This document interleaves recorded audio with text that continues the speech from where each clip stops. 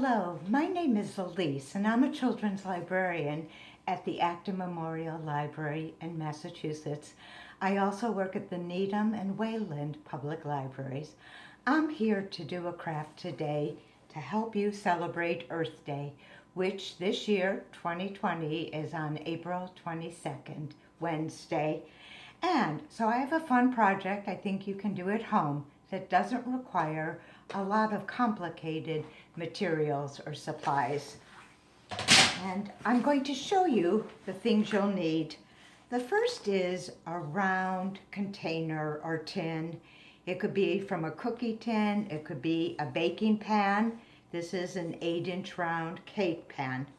You're also going to, and it's helpful that it has a high side because we're going to be shaking things in here, and if the sides are too low, they may fly out. You're going to use paper. Now, I usually do this project with a coffee filter, but I don't have many in this size. And I had some coffee filters that I got at a recycle store, and I knew I could use them for artwork. So I put them down, I put my paper down, and using a pencil, just trace the shape. And you want to make a lot of papers because this is a fun project. You don't want to make just one, you'll want to make 5 or more. You put your paper in, and now the other thing I need is some marbles. We are going to be printing or painting with round marbles, and we're going to need paint. And I always go a little bit overboard with my choices, but all of these are tempera paint or poster paint. They're washable and they're not expensive. You can find a recipe to make paint yourself. You'll need flour, water, I think salt, and food coloring. You can even add glitter to your own paints to make them sparkly. Now, we're going to make pictures of the earth, and I want to show you what is our inspiration. And there is a famous, iconic photograph of the earth that was done in 1972 when Apollo 17 was on their way to the moon. They took a photograph of the earth, and we had never seen our planet from that point of view. This photo became famous. It's an iconic image of our earth. People call it the blue marble. And this is what we're inspired by. Now, the image can change depending on the cloud coverage, the time of day, whether the season, and whether land is dry or whether it's the oceans that are showing or deserts. So you have a lot of options for what your earths are going to look like. In fact, you could even make an earth at night that would be mainly blue with flickering lights. And maybe you can figure out some way to do that. So I am going to take my tin and I'm going to put in, using a spoon, not paint, but a marble that has some paint on it. And I'm going to put a white one. I actually have 2 kinds of whites, a regular white and a shimmery white. I am going to put in some gold or tan that will represent desert or land that's dry. Now, the earth has many shades of green and blue, as we all know. So I'm going to put in a few blues of different colors and a few greens because our earth is many colors. You could add different colors. You could add gray maybe, or more browns for desert, depending on what you want to show. So I think I'll add 1 more green. I have 2 blues and I need 1 more green. You could do one with just 3 marbles and 3 colors. You could do it with 2. You could do it with more. Now this is the fun part.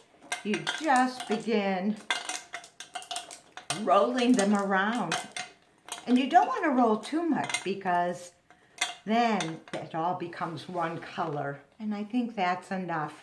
Now have a bowl that you can scoop out your marbles, because you're not going to use these marbles again because they've changed colors. So there is my artwork, and what I'm going to do is just lift it out, and there it is. And we're gonna let it dry. Okay, now there's a lot of paint on there, and I want to show you what I did with one that had way too much paint. It really did. I put in way too many marbles. So I took it, and I love using paper towels. They're really a good tool, and I blotted it.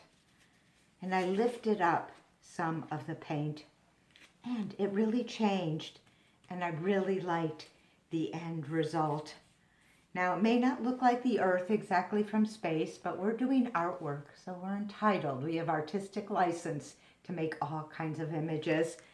And if you wanted, you could blot this one too. Maybe I will. It has a lot of paint. I'm curious to see what it's going to look like. So I'm just going to blot, and I didn't even blot all of it.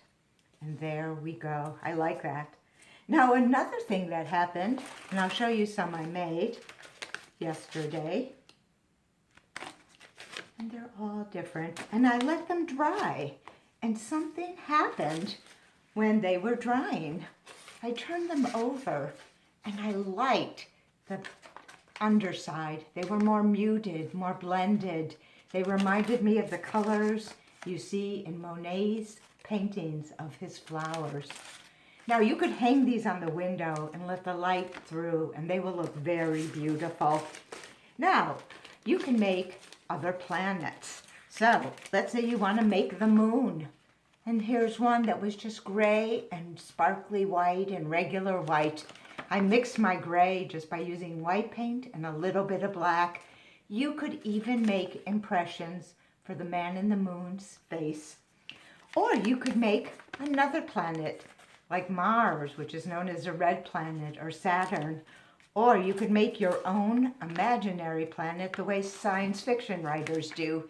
And you could have rules for what each color represents, maybe what minerals are on that planet. Now, another thing I did was make planets in different shapes. And I added a ring like this for Saturn. And these are some of the examples of the different planets the children made. Now, when I first started doing this project, I did it as rectangles. And, well, if you Google marble painting on the internet, you will see images of children doing very big prints in a box. Well, I might work with 25 children, and we don't have room for a big box. So I found these great little cracker boxes, and I reuse them every year. And let me show you some of the prints. And they remind me of abstract and contemporary artists. And I think they're very beautiful. Some of them even look like block prints. And some remind me of Jackson Pollock and other wonderful artists. And I want to show you another artist's work. There's a glass artist named Josh Simpson, and he makes these wonderful glass marbles that look like Earths. This one reminds me of an underwater scene. His work is very beautiful and fragile too, so be careful with it. Now, I have another extension for this project, and I'll show you how to do it. These are ones I made yesterday, and I am going to make them into three-dimensional sculptural planets or flowers or whatever. These were inspired by the glass artist Dale Chihuly, who makes beautiful landscapes, seascapes, sculptures out of hand-blown glass. And he often uses this cup shape and puts one inside the other. And I'm going to show you. And this was one of my moons. These were some of the Earths I made. So you take one of your dry planets. I think I'll use this one. And you take a container. And there it is. And you get a rubber band. And you take your print and you just kind of do that. And You know, if you want more creases, you can try and make more creases to make your shape a little bit more fun. So, and then what I do is I spray liquid starch. Now, I usually do this in the sink, but all you do is spray. And then you're going to let it dry for 24 hours. And here's another one I did. And I think they come out very beautiful. So I hope you can have lots of fun with this project and celebrate our beautiful earth, which inspires us all the time. So have a great time. Thanks. Bye.